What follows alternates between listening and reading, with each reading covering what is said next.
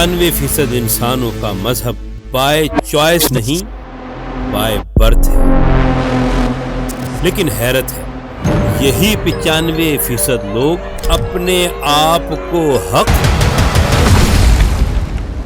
और बाकी सबको गुमराह समझते हैं। आखिर क्यों?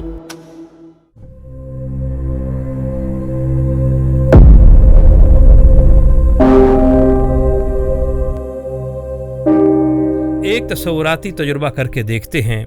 एक कमरे में एक बड़ी सी सीढ़ी रखते हैं जो छत तक पहुंच जाए। छत से कुछ केले लटका देते हैं, कुछ शावर्स का इंतज़ाम कर देते हैं जिसमें ठंडा पानी है, और फिर इस तमाम इंतज़ाम के बाद कुछ भूखे बंदर कमरे में छोड़ देते हैं।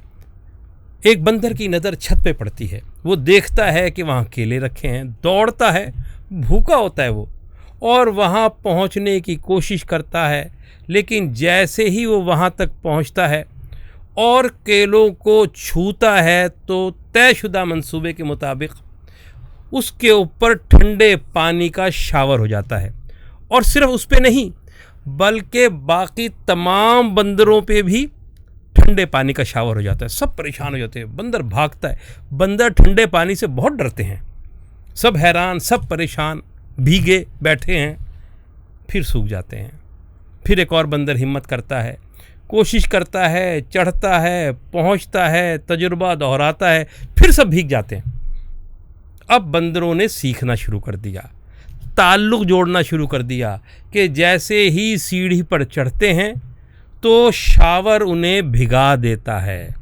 इस बार बार तजुर्बे की बुनियाद पर बंदरों ने एक बात सीख ली, और वो ये बात थी कि जैसे ही कोई बंदर सीढ़ी की जानिब बढ़ता, सारे बंदर खौफ से उसको रोक देते। इससे पहले कि वो सीढ़ी पर चढ़े पहले ही रोक दिया जाता।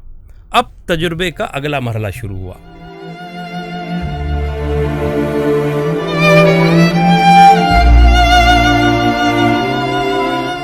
हमने एक बंदर को तब्दील कर दिया। वो बंदर जो भीगने का तजुर्बा रखता था उसकी जगह एक दूसरा बंदर शामिल कर दिया। उस बंदर ने छत पर देखा, तेज़ी से दौड़ा। अभी वो सीढ़ी के करीब भी नहीं पहुंचा था कि बाकी बंदरों ने रोक लिया। वो हैरान कि ये क्या हो गया। और इस तजुर्बे के बाद हमने एक एक करके बाकी तमाम बंदरों को भी, जो तजुर्बेकार बंदर हैं, सबको तब्दील कर दिया। अब हाल ये है कि कमरे में तमाम की तमाम बंदर नए हैं, उनमें से किसी एक को भी भीगने का तजुर्बा नहीं है। लेकिन कमरे की रस्म बन गई, कमरे में ये आदत तय हो गई कि जैसे ही कोई बंदर सीढ़ी की तरफ बढ़ेगा बाकी बंदर उसे रोक लेंगे। इस तजुर्बे का जायज़ा लें। आप देखें कि बंदर जो है, जो भीगने का तजुर्बा रखते थे वो भी रोकते थे, और वो बंदर जो भीगने का तजुर्बा नहीं रखते थे वो भी रोकते थे।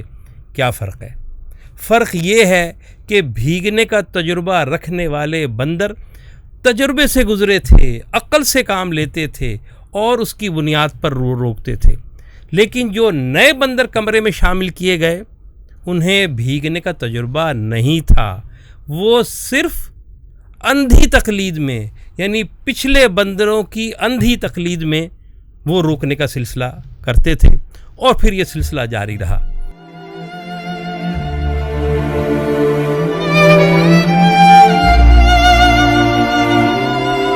अच्छा, एक और तजुर्बा करके देखते हैं कि एक जंगल में एक नीम बरहना जंगली है, सामने कोई मुबल्लिग है और वो उसको दावत दे रहा है। वो उसको खुदा की तरफ दावत देता है, आखिरत की तरफ दावत देता है, जन्नत जहन्नुम की तरफ दावत देता है, किताबों की तरफ दावत देता है। वो जंगली हैरान हो के उसको देखता है, इसलिए कि उसे तो पता ही नहीं इन चीज़ों का। वो उस मुबल्लिग से पूछता है कि भाई तुम खुदा से मिले हो, तुमने जन्नत जहन्नुम देखी? उसने कहा नहीं। उसने कहा जब तुम खुद नहीं मिले हो तो फिर मुझे क्यों दावत दे रहे हो? तो मालूम हुआ कि जैसे जंगली को उन चीज़ों का इदराक नहीं है, इसी तरह मुबल्लिग को भी इदराक नहीं है। दोनों की दोनों एक अक़ीदे पर कायम है। उसके भी कुछ अक़ायद हैं, इसके भी कुछ अक़ायद है। यकीनन जंगली जो होगा वो भी कुछ देवी देवताओं को पूजता होगा, तो اس کو جو عقائد ملے ہیں وہ بھی باپ دادا سے ملے ہیں. جو مبلغ ہے، عام آدمی ہے مذہبی، تو اس کو بھی جو عقائد ملے ہیں وہ باپ دادا سے ملے ہیں.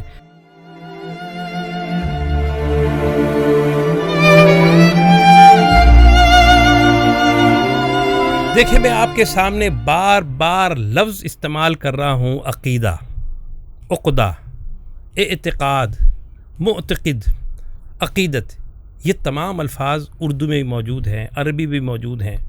اس میں جو بنیادی فہم ہے وہ فہم ہے دو چیزوں کے درمیان بندھن یا گرہ. تو یہ مذہبی معاملات میں بہت زیادہ استعمال ہوتا ہے. اسی طرح ایک لفظ ہے مذہب. ذہبہ کہتے ہیں عربی زبان میں جانے کو. مذہب میں کیا فہم ہوا؟ کسی کے پیچھے پیچھے جانا. تو یہ دو الفاظ آپ سمجھ لیں، ایک عقیدہ اور ایک مذہب.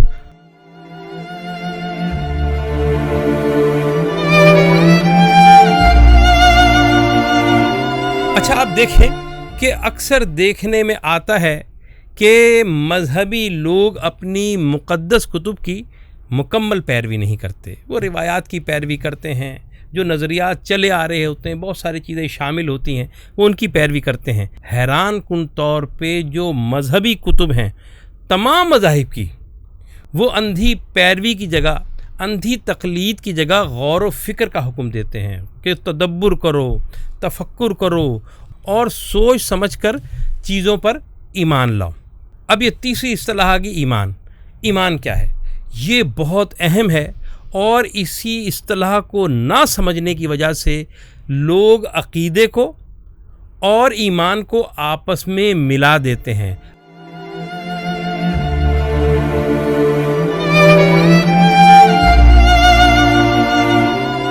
دیکھیں، ہمارے حواس جو ہیں بہت محدود ہیں. ہماری عقل جو ہے وہ کائنات کے مقابلے میں بہت محدود ہے. ہم جو دیکھتے ہیں اس کا ڈیٹا ہمارے دماغ میں ہوتا ہے. ہم جو سنتے ہیں، جو 5 حواس ہیں، جو بھی اس سے معلومات حاصل ہوتی ہیں، ہمارا ذہن، ہمارا دماغ اس کو محفوظ کر لیتا ہے. لیکن وہ معلومات جن تک ہماری رسائی ہی نہیں ہے، جسے ہم مابعد الطبیات کہتے ہیں، جیسے خدا کا وجود، جیسے جنت، جہنم، آخرت، وحی کا نازل ہونا، کسی پر کتب نازل ہوتی ہیں، اس کا نزول، یہ باتیں ہمارے دماغ میں ہے ہی نہیں. اس کا ڈیٹا ہی نہیں ہے. جب اس کا ڈیٹا ہی نہیں ہے تو پھر اس کا تصور بھی ممکن نہیں. تو پھر کیسے ممکن ہے کہ جو چیزوں کا ڈیٹا ہمارے دماغ میں نہ ہو ہم اس کا ادراک کر لیں؟ ہاں، یہی ایمان ہے. وہ اس طرح کہ کائنات میں جو چیزیں پھیلی ہوئی ہیں، ایٹم سے لے کر سورج، چاند، ستارے، پہاڑ، دریا، یہ سب کچھ موجود ہے. یہ نشانیاں ہیں، یہ آیات ہیں، یہ کائنات کی آیات ہیں. جب ہم ان پہ غور کرتے ہیں، جب ہم تدبر کرتے ہیں، تو ان نشانیوں کے پیچھے ہمیں ایک نظام نظر آتا ہے. یہی نظام جو ہے یہ معرفت خدا ہے. تو جب ہم تدبر کرتے ہیں تو کچھ نتائج تک پہنچتے ہیں، اور جو نتائج ہوتے ہیں جب وہ عقل کے مطابق ہوتے ہیں، جب سائنس کے مطابق ہوتے ہیں، تو ہم ان کی تصدیق کرتے ہیں. اسی تصدیق کا نام ایمان ہے. یہ آیات تو آیات کائنات ہیں. پھر ایک دوسری قسم کی آیات ہیں جو آسمان سے نازل ہوئیں، کتابی شکل میں موجود ہیں. تو وہ آیات جو ہیں جو کائنات میں پھیلی ہیں، وہ ابتدائی طور پہ ہمیں معرفت دیتی ہیں، لیکن جو آیات کتاب میں موجود ہیں یہ اس معرفت کی تکمیل کر دیتی ہیں. جو آیات آفاق ہیں اور وہ آیات جو کتب میں موجود ہیں، ان دونوں کو ملا کر ہم غیب پر ایمان لاتے ہیں.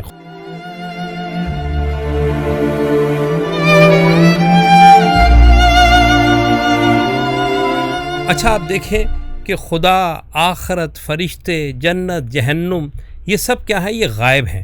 اس حوالے سے عقیدہ کیا ہے اور ایمان کیا ہے، اس کے فرق کو سمجھیں. دیکھیں، نسل در نسل ہمیں معلوم ہے، ہمیں بتایا گیا ہے کہ ایک خدا ہے.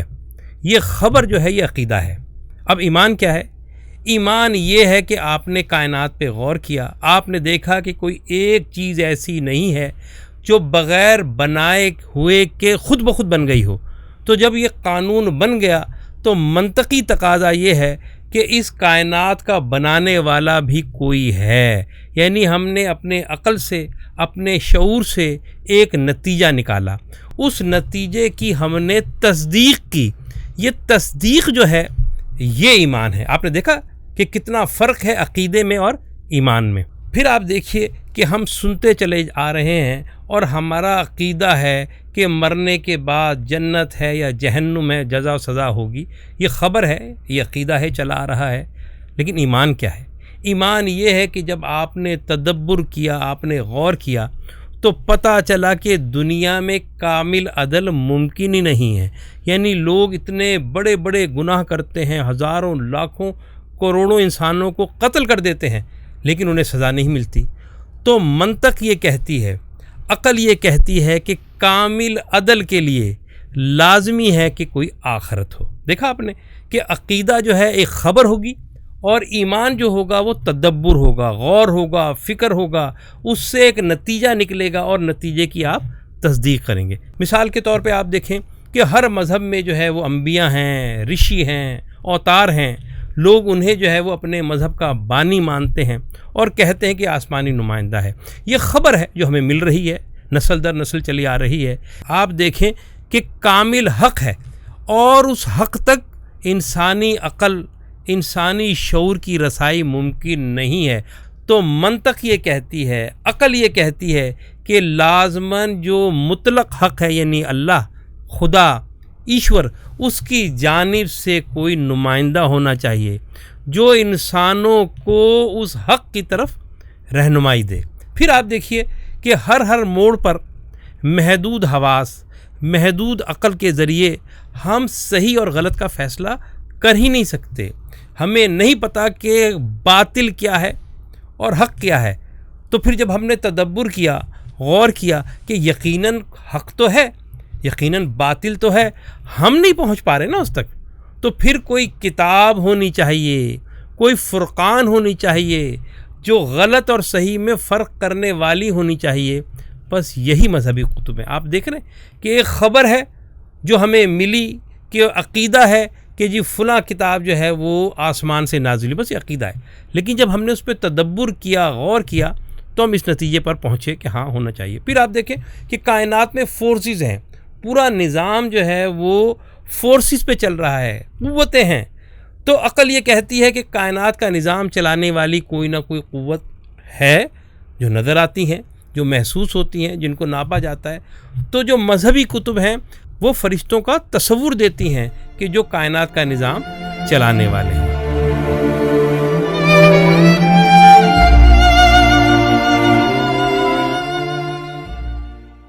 پس جان لیں کہ کائنات کی ہر چیز، چاہے وہ ایٹم ہو، چاہے وہ سیل ہو، چاہے وہ انسان ہو، چاہے جاندار ہو، سب کھڑکیاں ہیں، سب آیات ہیں. جب ہم ان پہ تدبر کرتے ہیں تو وہ کھڑکی کھلتی ہے اور ہمیں معرفت حاصل ہوتی ہے، خدا کی معرفت حاصل ہوتی ہے. اور جب وہ ہم نتائج حاصل کرتے ہیں تو جو اس کی تصدیق کرتے ہیں، یہ ہے ایمان.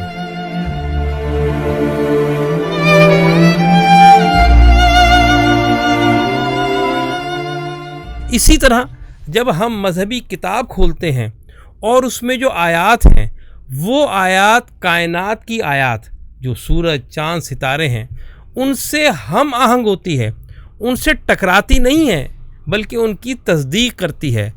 تو جو کتابوں کی آیات ہیں وہ آیات اور جو کائنات کی آیات ہیں یہ مل کر ہم میں ایمان پیدا کرتی ہیں.